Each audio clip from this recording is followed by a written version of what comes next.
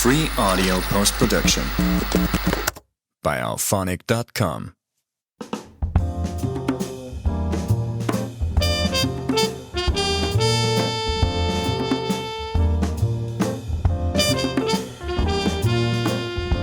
Welcome to Deep Pockets with Petra Söderling, the show about government and innovation. I hope you enjoyed today's episode and the music created by a New Orleans jazz icon Leroy Jones. Find this and other Leroy Jones tunes wherever you get your music.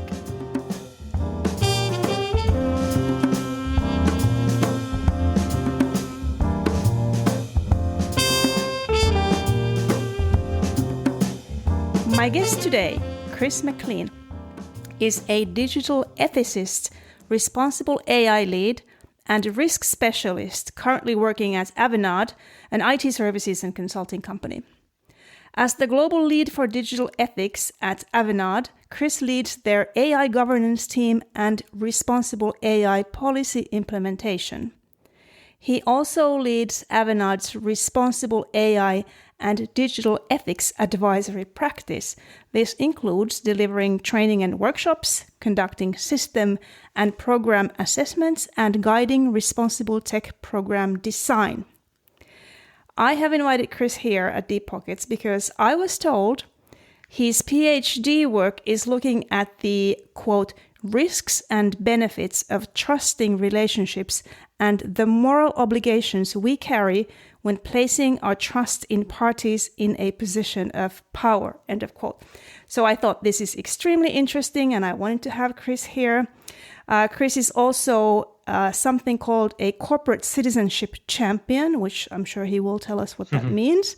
And he is a former industry analyst and research director at Forrester. Welcome to Deep Pockets, Chris. Thank you, Petra. It's great to be here. Okay, so let me hand the mic right back at you to properly introduce yourself. Who is Chris McClean and why should we trust him?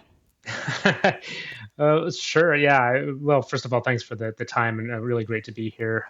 So my background is actually, I got started in marketing of all things about 25 years ago. That was my undergrad degree and spent about 5 years in marketing and market research.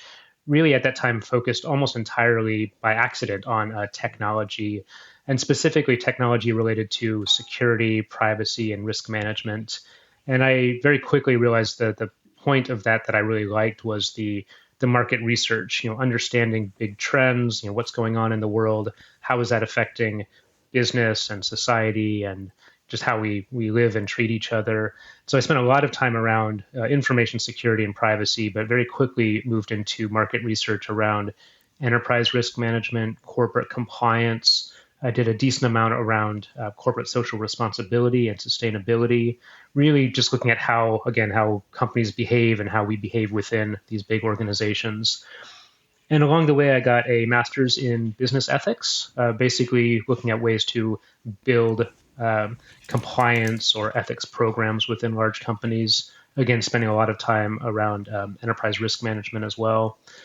And then just about 6 years now, started with Avanade and now focus my entire time on ethics, specifically around technology, digital technologies. And in that role, as you mentioned, I spent a good deal of time internally on our policies and practices, helping with things like training and awareness. Basically, how do we make sure that the things that we are building as a company are as ethically sound and responsible as possible? And then a lot of my job is helping our clients build their own programs around responsible tech, things like AI governance and responsible AI specifically over the last 3 years. And then, as you mentioned, I started a PhD program just about 4 years in now with the University of Leeds Idea Center. And my focus for the dissertation is really how do we go about trusting? Well, what does it mean to trust another person, another party, a system, or an institution? What are the kind of benefits that we get? But even more so, what are the risks that we take? How are we vulnerable when we trust? And very specifically, my dissertation is looking at not just at how are we vulnerable when we trust, but how do we potentially make other people around us more vulnerable based on the actions that we take in the name of trust or informed by the trust that we have. So yeah, lots going on there. I guess the question of why should you trust me? all I can say is, I try to be open and authentic, and I think I act with integrity and things like that. But I'm not sure I have a tremendous amount to say about why other people should trust me. That's really up to them, right? All I can do is act with the best qualities that I have. But some people might trust me because they know me very well, because I've been a friend to them and I've come through in a tough situation. Other people might say, oh, this guy has, good ideas, and I think they're helpful ideas that I can implement. But you should really only think about the amount of power that I have to influence how your life goes. And for most people, that's not very much, right? I don't have a whole lot of influence over most people's lives, so they can feel free to trust me with small pieces of advice or insight. But the moment where I start to have power and influence and authority over your life or how your life goes, that's when you should start to really do some due diligence and understand, I guess, get to know me better. Yeah, that's so interesting. I hadn't thought that by inviting you to my podcast, I might be making other people vulnerable, because I trust you, but now I'm putting them in a position that they should also trust you if they trust me. Is that how it works? That's right. So you are giving me some sort of endorsement, right? You are contributing to the power, the influence, or the authority, or at least the perceived authority that I might have. And other people might, if they trust you, they might take your endorsement to mean something. Ooh, now I'm getting nervous. More trustworthy. Yeah. Okay. So I trust you because you're an expert. You're actually also very humble. In preparing for this interview, I listened to 2 of your previous talks. One of them was one that you gave me, but then I also found out that you've been on Bloomberg TV to talk about risk and stuff, and you never even mentioned any of these super high-profile news media outlets where you've also been. But anyway, so the one that I listened to is a podcast episode from Ethics Untangled podcast. Shout out to Ethics Untangled, where you discuss the philosophy of trust. And in that interview, you describe trust as this widespread force that prevails our social interaction, our friendships, romantic relationships, and how we interact with public and private organizations. So can you go into a little bit more detail about this philosophy of trust? Yeah, of course, happy to. I spend a tremendous amount of time reading and writing about the philosophy of trust. So yeah, the way I take it, I'm defining trust as a kind of stance that we take, that another party is a good steward of some power. And I'll actually break that down a little bit, because I think each of those words has a bit of important meaning. So when I say stance, this is really kind of like a position or an orientation we take towards somebody or toward a party. You can think of it like a political stance. I have a stance that this party is a good steward of the power that they have. They are legitimate, they're competent, they're trustworthy, they act with integrity and things like that. So that stance is kind of a position, but that means it's a position that's open to be interrogated or challenged in some way. And the power is really about the discretionary power of this other party. So if I think about trusting somebody to watch my house, they have some discretion over how they treat that responsibility, right? They could accidentally leave the door unlocked, or they could walk out with my television set or something like that. They have kind of discretionary power within that kind of realm that I trust them. And the stewardship of power is basically my understanding of how I expect them to treat that power, right? So when we think of stewardship, that's usually in terms of environmental stewardship or maybe financial stewardship over like a company or financial interest. And stewardship implications are really, this person is going to act responsibly. They're going to, use this asset or this good in a way that I deem to be responsible, and they're going to be held accountable in some capacity. So again, if I trust somebody to watch my house, I hope that they would do the right thing. I don't know all the situations they might come across, but I think whatever situation they come across, they're probably going to do the right thing. But I'm going to hold them accountable at some point to say, I didn't like what you did there. Maybe I trust you a little less because of that. Or you did a great job. You saved my house from some harm. I'm going to trust you more. So I have these kind of decisions that I can make within that, holding them to account. So again, the point of my thesis is to say, this underlying force that you mentioned is important because we can't do everything in the world that we want to, right? We are vulnerable in certain ways. So in some cases, we have to trust if we want access to good, let's say food or healthcare or education or security, we kind of have to trust each other in certain ways. But also, if I want to achieve things in the world, if I want to have great experiences, I might have to trust, an airline pilot or a tour guide or, a teacher if I want to learn things. So there are ways that you can accomplish more. And in so doing, you are making yourself more vulnerable. And my point is, just like in the way that you trust me and endorse me, when we trust another person or party, we are adding to their power. We are giving them more power. We're supporting them in some way. And if we are supporting people in power that have power over other people and they use that irresponsibly, we share some burden. We share some responsibility in how they treat other people. So my request, my hope is that we are just maybe a little bit more diligent when we place our trust in parties that have an outsized position of power over others. For sure. Yeah. I mean, just look at social media, how easily people share content without thinking that it's an endorsement. Right. And in some cases, that's okay. If it's a silly meme, that's okay. But when you share content that's related to whether or not people should get vaccinated or wear masks or vote in certain ways, that has very real consequences. And so we bear a larger burden to do our due diligence and really understand the perspectives and incentives and, maybe the credentials with which this person is giving this advice or taking this point of view. Yeah, let's talk about that social trust mood. There is something called the Edelman Trust Barometer that I learned from the Ethics Untangled podcast. It's I think it's like a PR firm that issue this barometer every year. So I looked at the Edelman Trust Barometer. They actually issued their 25th barometer just this year, 2025 in June. And the results, I watched their video, they say that we have now descended into something called grievance, like the trust barometer, noun that they use is grievance. And the grievance is a result of the history from previous barometers where first we started to demonstrate fear, and this is a global study, by the way. So first we started to demonstrate fear, and then we experienced polarization, and now we are in this feeling that things are unfair, and that we are being, like most of us, we feel like we are being treated unfairly.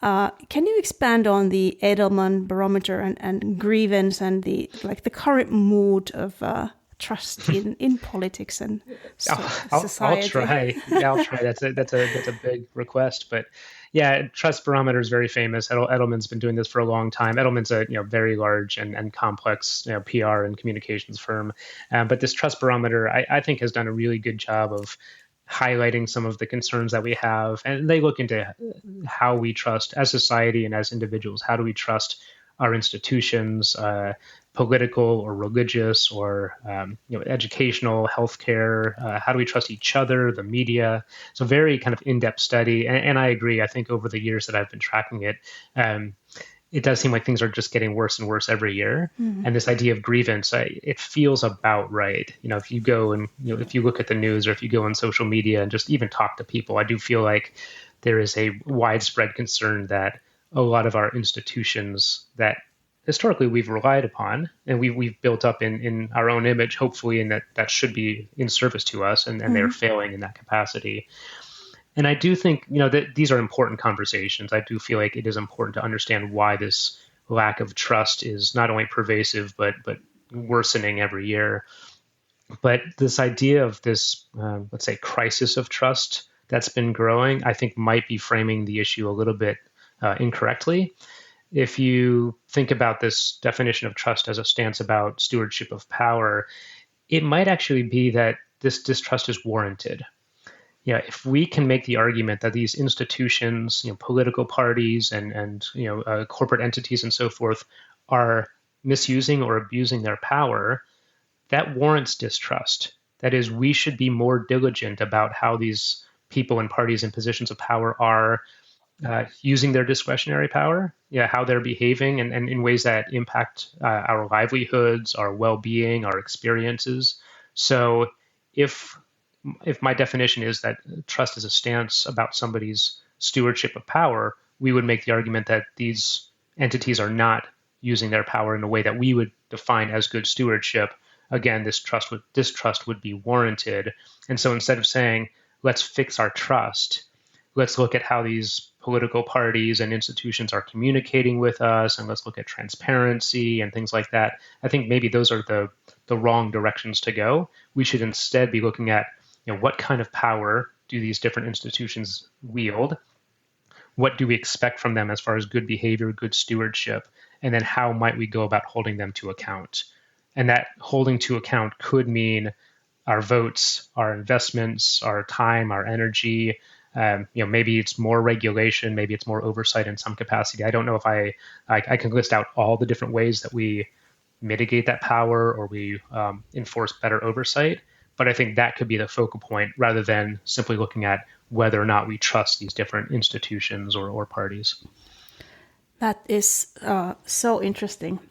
Yesterday, I was being interviewed for another podcast.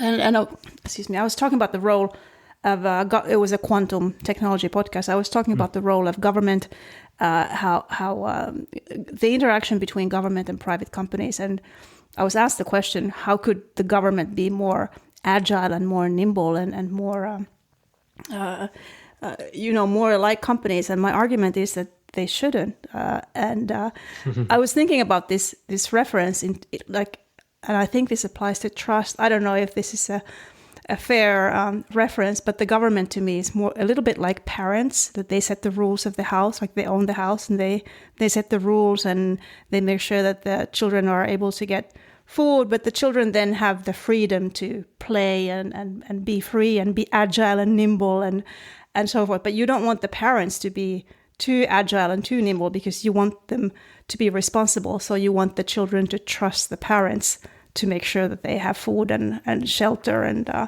healthcare and so forth.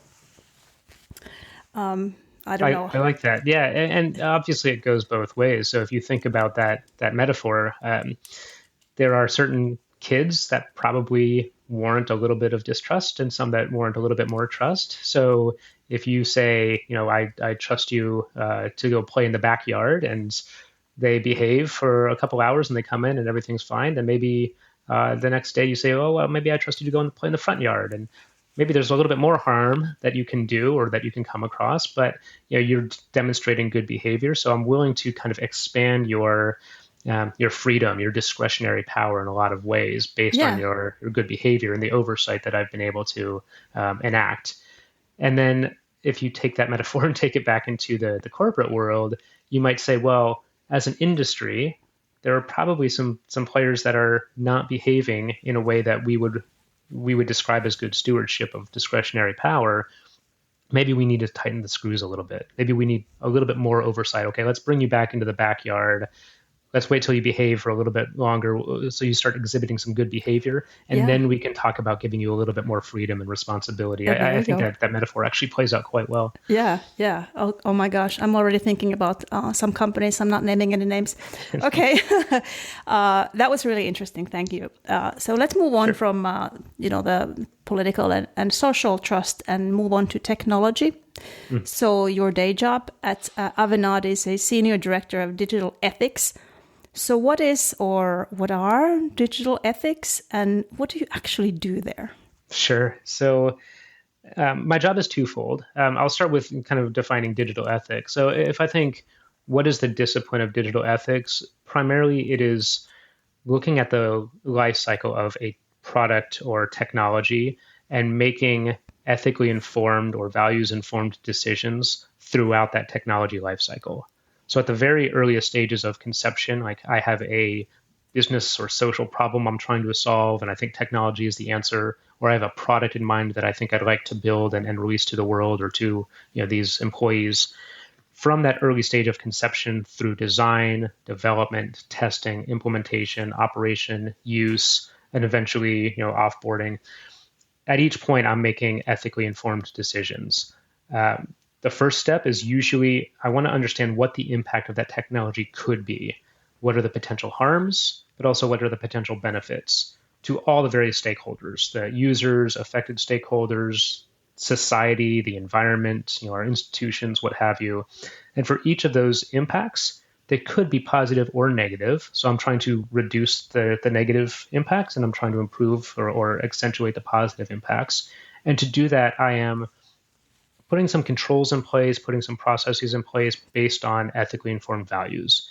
Things like, I'm trying to accomplish accessibility, inclusivity, fairness, maybe transparency, accountability, sustainability. All these are values that could inform these decisions. So that's kind of the big picture. What is digital ethics? For me, again, my job is twofold. So I own our internal responsible AI policy and the practices around that. So again, kind of step by step, how are we designing, developing, implementing, and operating AI in a way that's responsible as much as possible? And then the other part of my job is working with our clients to build out responsible AI or AI governance programs. Sometimes that's workshops with executives. Sometimes it's actually helping them write policies and principles and all the kind of process diagrams and flow charts and RACI charts to say, okay, these are basically the things that we do to make sure our technology practice is responsible.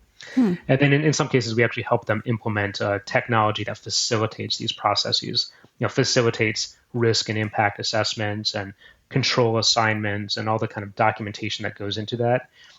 Some of this is driven by regulation, the EU AI Act, some of the standards like ISO 42001.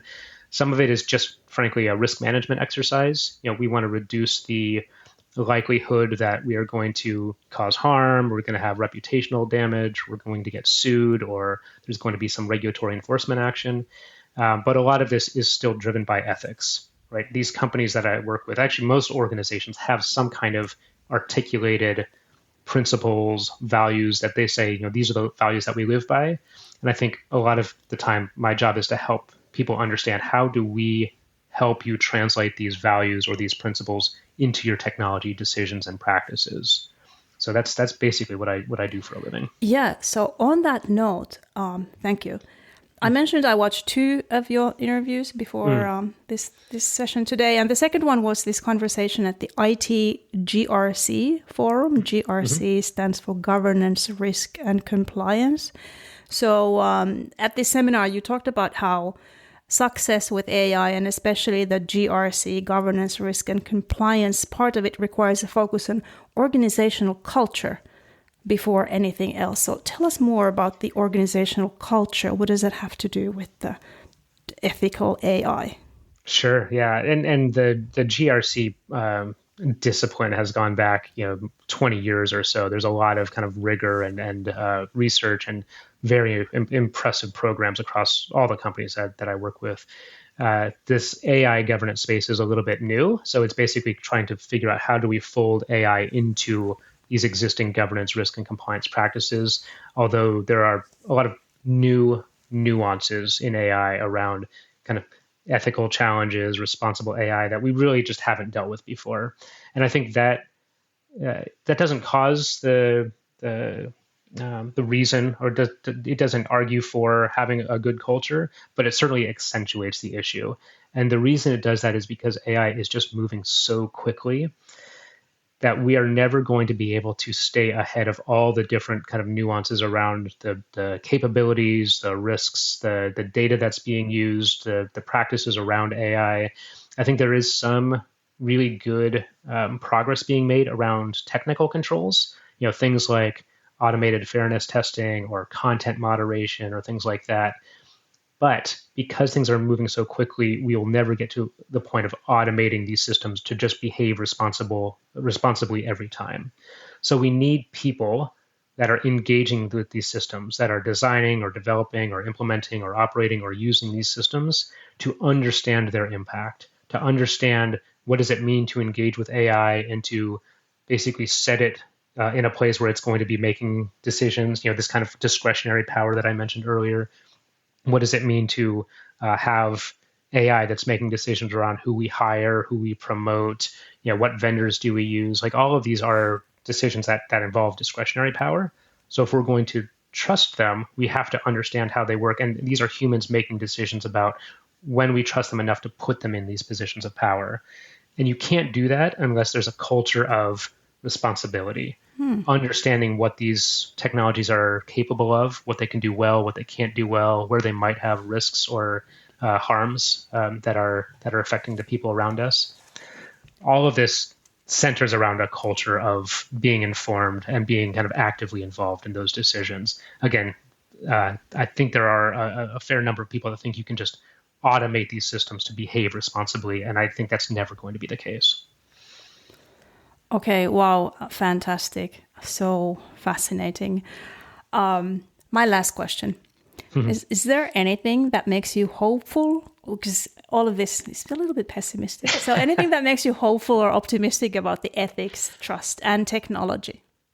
Yeah, I appreciate that question. So I do end up feeling like I am the lone pessimist in the room fairly often, that I work around, 60,000 people, and most of them are technologists and are very excited about, all these new AI systems and agentic and multi-agent systems. And that's great. I'm very glad. And I think we're doing some really cool and interesting things with AI and a bunch of other technologies. And I am often the one that says, wait a minute, have we thought about this potential harm or this potential risk or this regulatory requirement that we have to meet? So there's, in all fairness, a decent amount to be pessimistic about. I think in a lot of ways, the industry is moving very quickly and maybe not paying enough attention to the harms that as an industry that we are bringing to the world. But I'm optimistic because most of the people that I talk to, especially the people that are building, designing and developing these systems, they want to do the right thing. So I feel like, the kind of energy, the eagerness to get involved in making more ethically sound and responsible decisions is there. I think there are two things that we really need to work on. So one is this kind of awareness that everybody involved in technology has a part to play in currently creating technology that is causing harm and is potentially risky to the people around us. But that also means that they can make better decisions on a day-to-day basis to improve things. So that awareness is key. And I think it's going well. I think there's a lot of progress there and a whole lot more progress to be made. But the second thing that I think we really have to work on is the incentive structures. If you have 1,000 engineers that all want to do the right thing, but their incentives are based on how quickly they can get these new features out to market, and they have to move fast and they have to meet these deadlines, even if they know exactly what to do and they want to do the right thing, if they don't have the space, they don't have the room or the incentive structure to do the right thing, they know that if they try to pause things or slow things down, they'll get let go and somebody else will jump into their place gladly and push things forward. So I think that incentive structure needs to be part of the discussion and maybe part of the solution. And that could be more regulation. It could be market pressures. It could be competitive pressures. There's a lot of different ways to kind of move around that incentive structure. But those are the two things that I feel like need work. But I'm still optimistic. I wouldn't be doing this job if I didn't think that we can make progress along those lines. So I do keep having these conversations and keep doing the work that I do because I am optimistic that things can get better. Terrific. This has been Chris McClean, digital ethicist at Avanade. You can find him on LinkedIn and do follow him. He shares a lot of really cool content on trust and digital ethics. Thank you for coming to Deep Pockets, Chris. Thank you. Great to be here.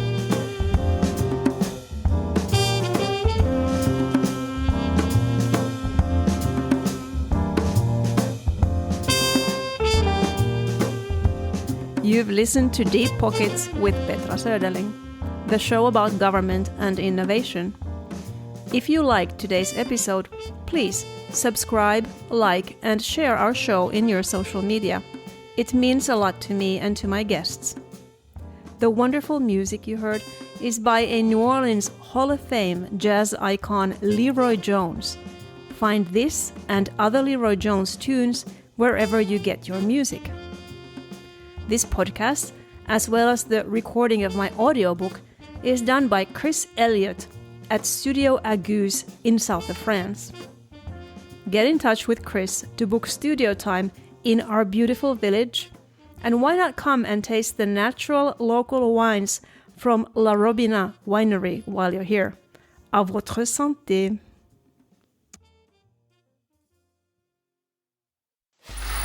Free audio post-production by alphonic.com.